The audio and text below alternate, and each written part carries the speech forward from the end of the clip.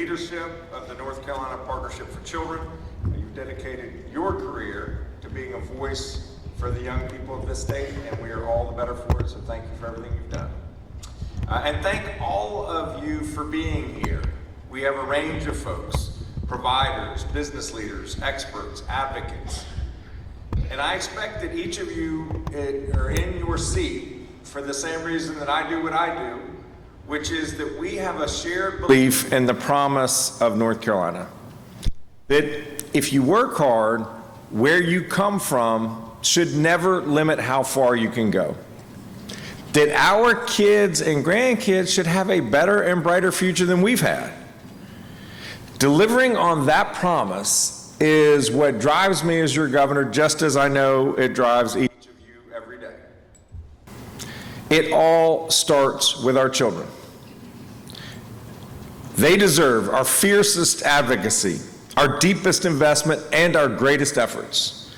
None of us benefits when a child does not have the chance to live up to the fullest of her God-given potential. So we have to create an environment that sets children up for success. And in North Carolina, we actually have a rich legacy on which to build. We were the first state in the country to require universal kindergarten. The folks at Smart Start have been doing this work for our youngest children for more than 3 decades at this stage. Back in 1993, I bet a number of you helped Governor Hunt to establish the first statewide comprehensive early childhood public-private partnership that has become a national example of how you balance a statewide vision with local needs and resources. The North Carolina Partnership for Children, the Department of Health and Human Services Division of Child Development and Early Education, the General Assembly, local partners, and providers each provide a key ingredient to the success of this equation. The work that you all do is so important. We know that a child's early years can impact the rest of his or her life. Early childhood experiences shape the brain's architecture, providing a foundation for future learning, behavior, and health. In particular, the time between birth and age 3 is a period of rapid brain development. Positive experiences during these years can set a young child on a strong, lifelong path. Conversely, traumatic experiences during these formative years can have just as significant negative impacts. We have got to take this investment seriously. There are many ways, unfortunately, where the state of North Carolina is not meeting people's child care needs. First, we do not have enough child care slots in North Carolina. Right now, there's only one childhood slot for 5 families that want it. Moms find out they're pregnant, and many of them have to immediately try to find a list to get on in the hope that one opens up by the time she needs it. Second, even if folks can find a child care slot, too often they can't afford to pay for it. Right now, the average cost of infant care in North Carolina is more than $12,000. That is more than the annual tuition at UNC Chapel Hill. That's too much. Economists say that child care should cost only 7% of a working person's income, but 4 in 5 families are paying more than that for infant care. Here's the catch. Even though it's expensive, child care providers are unable to pay good wages and benefits to their employees.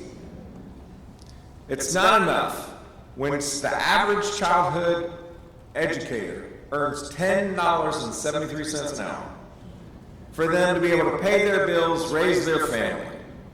About 40% of early childhood educators are on some form of public assistance. Friends, there's something wrong going on here. Because of low pay, we do not have enough people going into early childhood education. And without enough teachers in the classroom, there are not enough classrooms for the kids who need them. It is a vicious cycle we find ourselves in, and whether you have kids or not, this cycle harms every North Carolinian. Because when parents cannot find high-quality child care for their kids, or when they see that paying for care is more than they're going to be earning in their own salary or about the same, all too often they simply leave the workforce even when they do not want to. I want to be clear, any parent who wants to stay home with their child should be able to stay home with their child. But conversely, people who want to go to work and stay in their career should be able to stay in their career. It should be a choice. When we invest in child care and early education, everyone benefits. Parents get to keep working and keep building their career. We don't see as many vacancies or help wanted signs by small businesses in towns across North Carolina. And most importantly, of course, kids get a safe, nurturing, and supportive environment where they can learn and thrive during these formative years, one that could shape their entire educational trajectory. That's why, as Amy noted, in March I announced a new task force on child care and early education, chaired by Lieutenant Governor Rachel Hunt and Senator Jim Bergen. They're joined by a group of child care providers, legislators, business leaders, parents, community partners, and industry experts to figure out how we can best support parents and child care workers in the entire child care industry. Amy Covich is serving on that task force. Thank you, Amy, for doing that, as she noted. The leaders are coming together across the aisle and across geographies. They're going to examine opportunities and policy solutions that will expand the supply of accessible, affordable, high-quality child care and early education. Task Force had its first meeting in April. One of your colleagues, Amy Berry, from the Buncombe Partnership for Children, shared how child care expansion grants can help us expand access and improve quality. I want to thank Amy for that presentation. We have to acknowledge the generations of leadership that early childhood providers and advocates have brought to this issue. I'm also grateful that the business community is participating as a partner in this effort. The North Carolina Chamber, the Chamber of Commerce, issued a report last year on understanding the child care cliff. Their report on the child care cliff was instrumental in our getting some funding to address the cliff. Each one of us, no matter our position, has a role to play in ensuring that kids get off to a strong start. One place where we each have a role is advocating for Head Start. Head Start and Early Head Start currently care for or educate roughly 800,000 children in this country, nearly 20,000 of our most vulnerable children here in North Carolina. Head Start makes kids healthier and readies them for school. In the long term, it increases the likelihood of going to college and getting a good-paying job. It reduces the likelihood of crime. That's to say nothing of the positive impact on working families, particularly those earning low wages. Having this care available helps them to pursue higher education or to build a career. Head Start is critical in North Carolina's rural areas, where these programs make up a great deal of the number of early childhood slots. It's critical to our healthcare system, our education system, our economy, and public safety. It is critical to our future. I'm deeply concerned by the federal proposals to fully eliminate Head Start as a program. Today, I will be sending a letter to our federal delegation urging them to reject any budget proposal that slashes Head Start.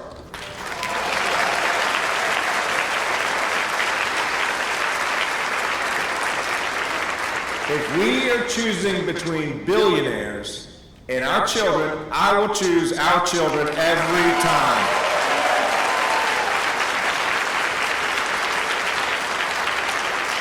I urge y'all to reach out to your congressperson, reach out to your 2 United States senators, let them hear from you that you are watching.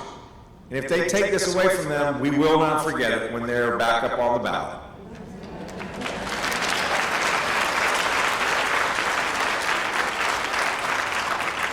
I am so grateful to each of you for what you do for the young people of North Carolina. No investment has a greater return than investing in our children. So let's keep educating and caring for our children. Let's urge the General Assembly and Congress to step up and do the right thing. Let's get to work so that together we can build a North Carolina that works even better for our children and families, that sets our next generation up for success.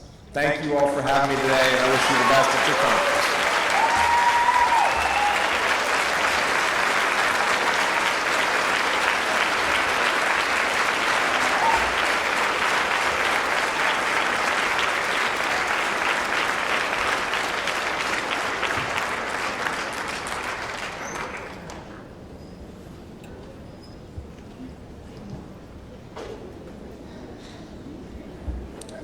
Thank you, Governor Stein, for your continued